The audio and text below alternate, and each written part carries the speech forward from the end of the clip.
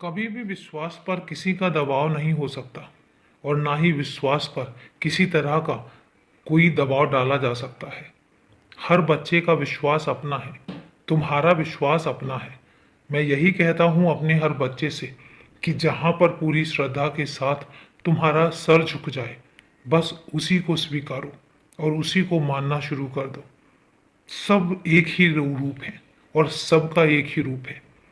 किसी भी ईश्वर को तुम कम या ज्यादा नहीं नाप सकते हो, क्योंकि ईश्वर के सिर्फ नाम अलग अलग हैं। ईश्वर का रूप सिर्फ एक है। ईश्वर सिर्फ एक है।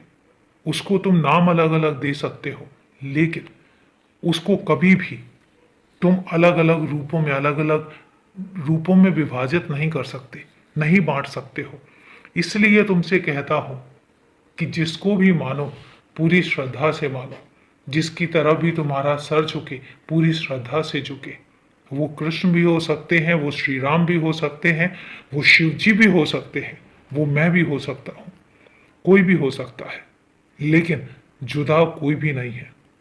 जिस तरीके से एक बच्चे के उसके परिवार वाले अलग अलग नाम रखते हैं, उसको अलग अलग नामों से पुकारते हैं, यही सब सच है। और इसी तरीके से मेरे बच्चे भी मुझे, शिव जी को, श्री राम को अलग अलग नामों से पुकारते हैं, लेकिन स्वरूप एक ही है, रूप अलग नहीं होता। इसी तरीके से कहता हूं कि जहां विश्वास हो वहां पर सर झुकाओ, उनको मानो, उनको पूजो और सच्ची श्रद्धा के साथ नाम लो।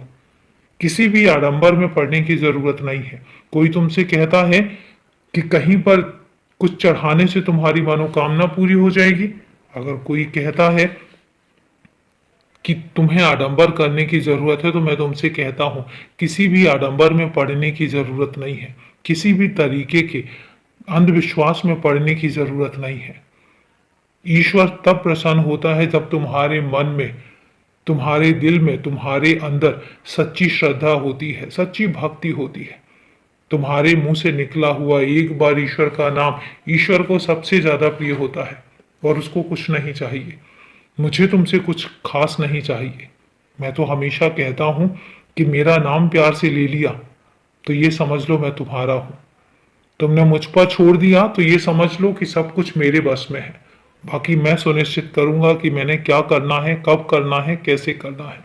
और तुम निश्चिंत रहो, तुम्हें परेशान होने की जरूरत नहीं है। इसलिए व्यर्थ में खुद को परेशान मत करो, बेकारी कहीं परेशान मत रहो।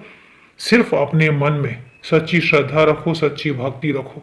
इससे बड़ी पूजा और कोई हो ही नहीं सकती। मैं हमेशा खुश रहता हूं और हमेशा तुम्हारे भले की कामना भी करता हूं और आशीर्वाद भी देता हूं। तुम्हें आशीर्वाद देता हूं कि तुम हमेशा खुश रहो, मुस्कुराते रहो।